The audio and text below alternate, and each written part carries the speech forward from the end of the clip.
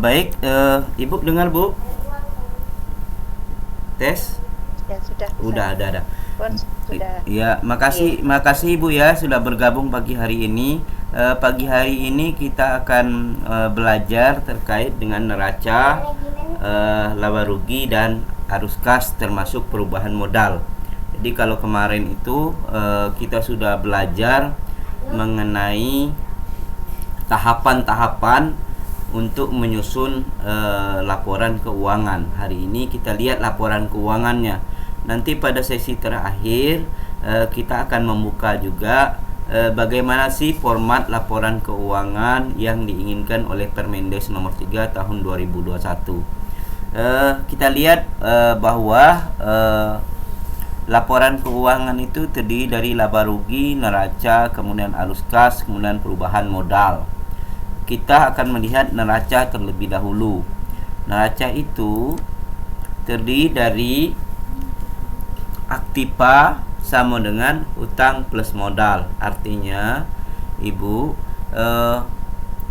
ketika ada BUMDes mempunyai hutang dan BUMDes juga mempunyai modal, maka akan sama dengan aset yang dimiliki atau aktiva yang dimiliki. Kalau tidak sama, artinya bisa jadi itu kerugian BUMDes dan atau juga bisa jadi dananya ditilep ya. Oleh karena itu persepsinya atau rumus yang kita bangun, hutang plus modal sama dengan harta yang dimiliki BUMDes. Harta atau aktiva itu terdiri atas dua, ada harta lancar dan ada harta tidak lancar.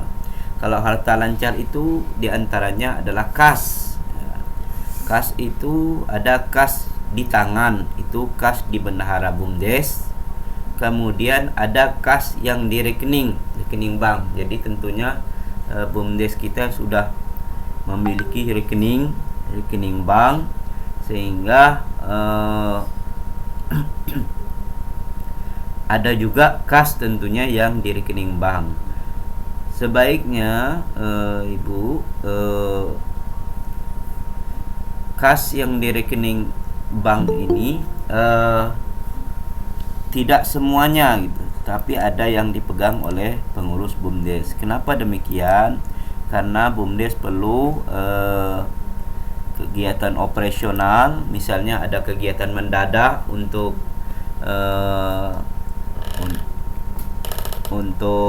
pertemuan-pertemuan yang mendadak, kemudian ada tamu dan lain-lain. Sangat repot ketika kasnya tidak ada yang di tangan. Jadi kasnya terdiri ada kas di tangan dan ada kas di rekening. Kemudian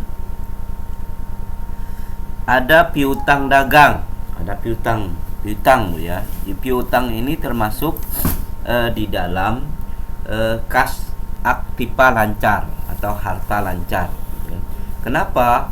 Karena piutang ini orang yang berhutang ke BUMDes. Artinya ketika kita tagih maka segera menjadi uang, makanya disebut aktiva lancar. Kemudian kalau kita BUMDes juga sudah memiliki BPJS Kesehatan atau BPJS Tenaga Kerja, BPJS tersebut termasuk di dalam aktiva lancar, makanya disebut dengan asuransi yang dibayar di muka. Kemudian piutang tadi terbagi atas dua, Bapak Ibu. Itu ada piutang dagang, ada piutang pendapatan. Kalau piutang dagang itu orang yang berhutang belum membayar transaksi bisnis yang kita lakukan, itu piutang dagang. Tetapi kalau piutang pendapatan, orang yang meminjam uang kepada BUMDes, jadi bentuk pemberian piutangnya dalam bentuk uang, bukan barang. Jadi kalau piutang dagang, piutang dari operasional perdagangan. Kemudian kendaraan, ini termasuk aktiva tidak lancar, Bapak Ibu sekalian. Ini kendaraan, kemudian akumulasi penyusutan kendaraan. Jadi Bapak Ibu sekalian, di neraca itu kendaraan dan akumulasi penyusutan itu langsung dikurangi, dikurangi. Jadi kendaraan 150 juta, kemudian akumulasi penyusutan misalnya 9 juta, kemudian nilai buku mesin 141 juta. Kemudian ada peralatan dan lain, itu termasuk aktiva tetap. Kemudian kalau ada hutang, nah ini di hutang ini ada utang dagang, ada utang gaji, ya. Utang dagang itu adalah utang yang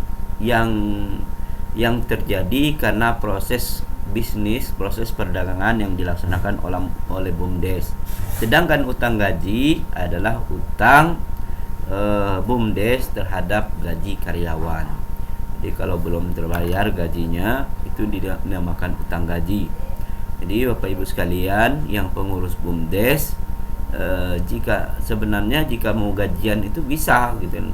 Tapi selama BUMDesnya belum menguntungkan, artinya adalah BUMDes hutang gaji, berhutang kepada pengurus. BUMDesnya yang berhutang, bukan ketuanya. Ingat Bapak Ibu sekalian, hutang gaji itu bukan hutang ketua atau direktur atau penasehat atau pengawas, tetapi hutang BUMDes, ya.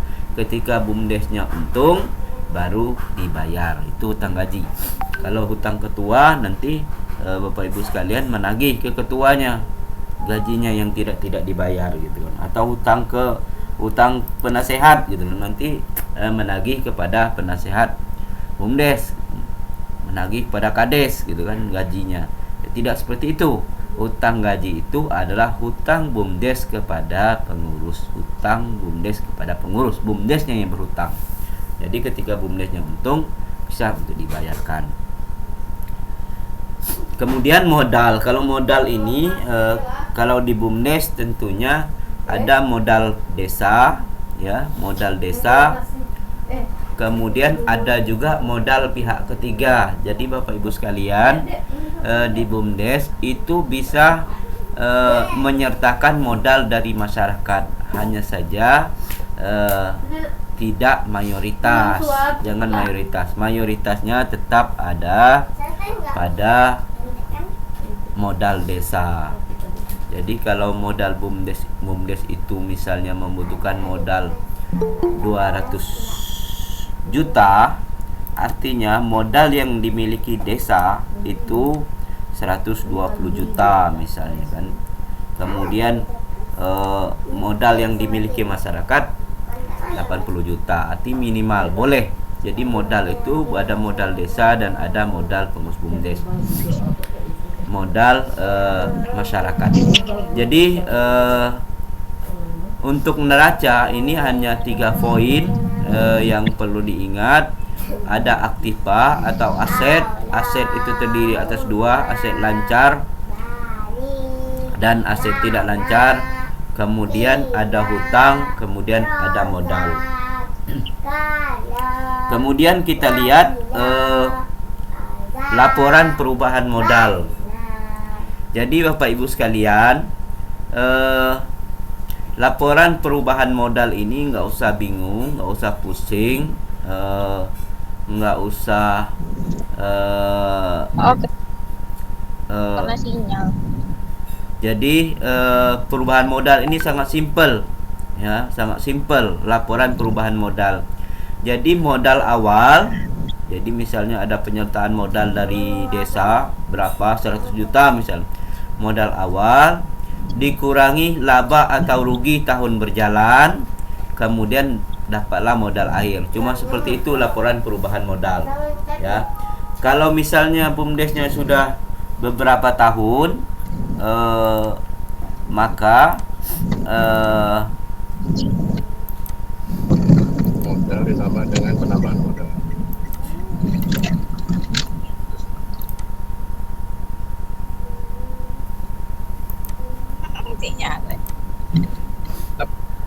Jadi kalau kalau BUMDes-nya sudah beberapa tahun, ini untuk BUMDes 1 tahun ya. Kalau BUMDes-nya sudah beberapa tahun berjalan, artinya modal awal ditambah laba tahun berjalan ditambah laba ditahan, ketemulah modal akhir. Kalau ada misalnya desa sudah menyertakan modal, kemudian dia minta modal kembali, artinya dia mengambil modalnya, artinya misalnya modal awal 100 juta dikurangi berapa jumlah uang yang diminta oleh desa, misalnya 30 juta, ya sudah dikurangi 30 juta dikurangi laba atau rugi, dapat temulah modal akhir. Kemudian yang jelas ketika BUMDes rugi, maka itu harus dikembalikan dalam bentuk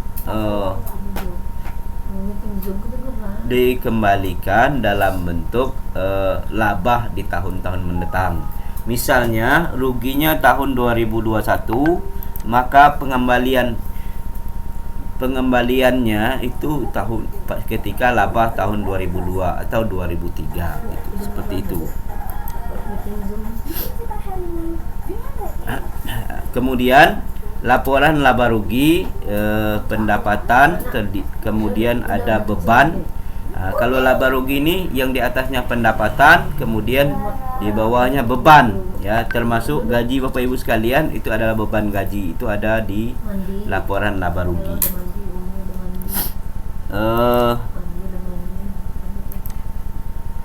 Jadi konsepnya untuk laporan laba rugi ini sangat simpel.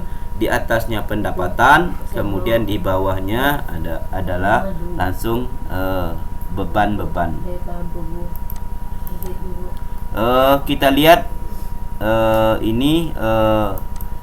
kita lihat lagi yang dari di Permendes, kebetulan juga sudah diatur terkait dengan format laporan keuangan ini di Permendes.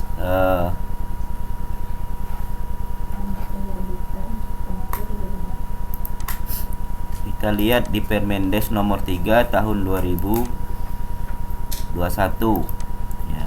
Nah, ini di Permendes Bapak Ibu sekalian, di Permendes ini rupanya menganut laporan keuangan 1 lajur ya, baik itu neraca, laba rugi maupun perubahan modal. Jadi dia 1 lajur cuma menganut.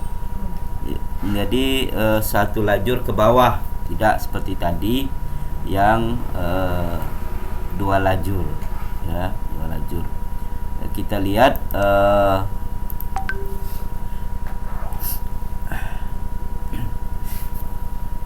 Kita lihat di Permendes ini format laba ruginya itu ada pendapatan usaha di atasnya, kemudian ada harga pokok penjualan ya.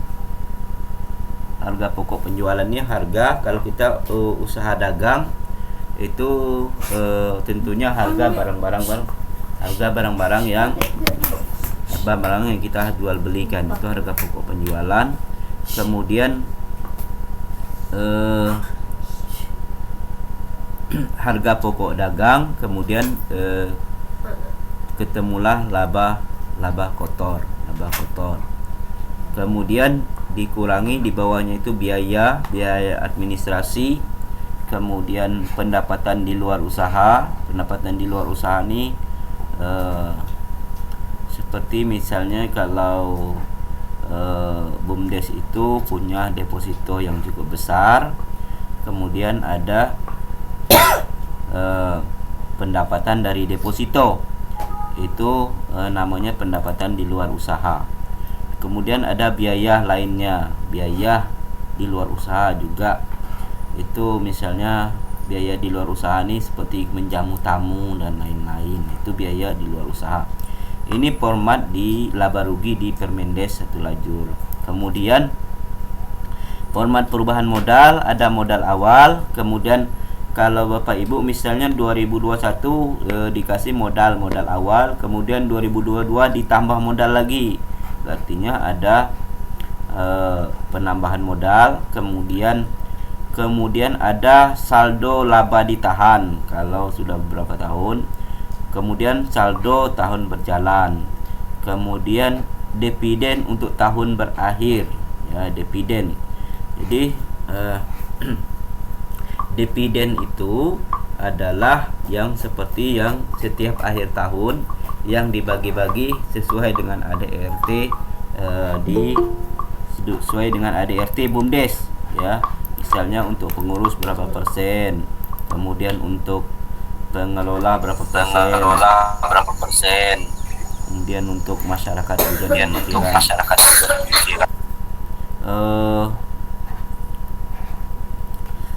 kita lihat dividen ini, jadi laba tahun berjalan dikurangi dividen,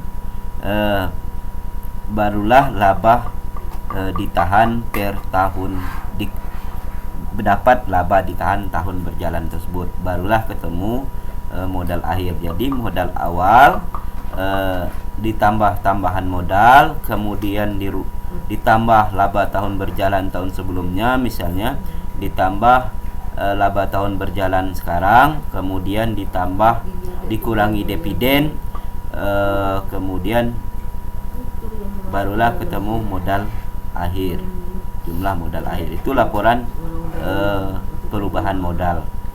Kemudian di neraca,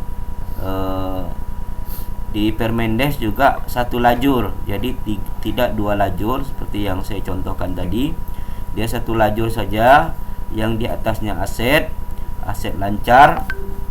Aset lancar ada berupa kas, kemudian ada piutang, kemudian ada persediaan, kemudian ada perlengkapan kantor. Perlengkapan kantor ini ada meja, ada kursi, ada alat-alat kantor, ATK dan lain-lain. Itu dicatat juga sebagai perlengkapan. Kemudian ada pajak, misal pajak yang dibayar, kemudian ada biaya yang dibayar di muka, misalnya ada pinjaman ke karyawan, ada uang muka pembelian. Kemudian ada aset tidak lancar. Aset tidak lancar ini aset tetap, kemudian bangunan, kendaraan, peralatan kantor, akumulasi penyusutan kendaraan, akumulasi penyusutan bangunan, akumulasi penyusutan peralatan kantor, dan lain-lain. Kemudian di bawahnya lagi ada kewajiban, ya, ada kewajiban lancar, utang usaha, kemudian kalau ada utang pajak dan lain-lain, kemudian ada utang gaji, utang BPJS kesehatan, utang deposit dan utang lainnya, termasuk pendapatan yang diterima di muka. Kemudian baru ditotalkan. Kemudian di bawahnya lagi ekuisitas modal di store, kemudian dikurangi hutang direksi, ya. Kemudian ada saldo laba ditahan dan laba tahun berjalan. Jadi itu dia di Permendes ini sistemnya satu lajur artinya. Kemudian arus kas juga di Permendes ini satu lajur, bukan dua lajur. Di atasnya ada penerimaan kas dari pelanggan, terdiri dari penjualan, potongan penjualan, letter penjualan, kenaikan piutang usaha, kenaikan utang PPN, kenaikan pendapatan, kenaikan pajak dan lain-lain. Kemudian ada kas yang dibayar, ya. Kemudian ada kas yang dibayar untuk pajak. Kemudian ada kas yang dibayar untuk beban pokok penjualan operasional. Kemudian ada kas yang dibayar untuk operasional. Ini macam-macam nih. Ada biaya gaji, insentif, bonus, biaya makan, biaya medis, perjalanan dinas. Jadi Bapak Ibu sekalian, di dalam SOP BUMDes sebaiknya juga diatur terkait dengan biaya perjalanan dinas ini, sehingga Bapak Ibu sekalian kalau dipanggil ke dinas DPMD misalnya tidak menggunakan uang pribadi, tetapi ada biaya perjalanan dinasnya, dan Bapak Ibu mendapat uang meskipun misalnya uangnya belum diterima, menunggu BUMDesnya labanya besar, nggak apa-apa gitu kan. Kemudian ada biaya, misalnya biaya transportasi, BBM, parkir. Bahkan biaya parkir pun kalau di dalam Permendes ini dianggarkan gitu kan. Kemudian biaya listrik, biaya kas, biaya keamanan dan kebersihan, biaya fotokopi dan ATK, biaya perlengkapan, biaya servis dan pemeliharaan. Jadi kalau ada servis dan pemeliharaan,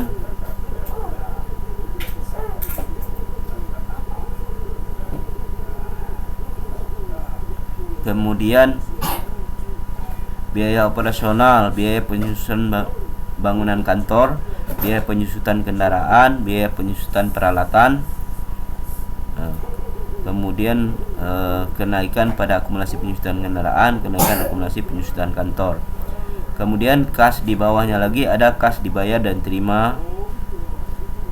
Kemudian ada arus kas dari investasi, ya.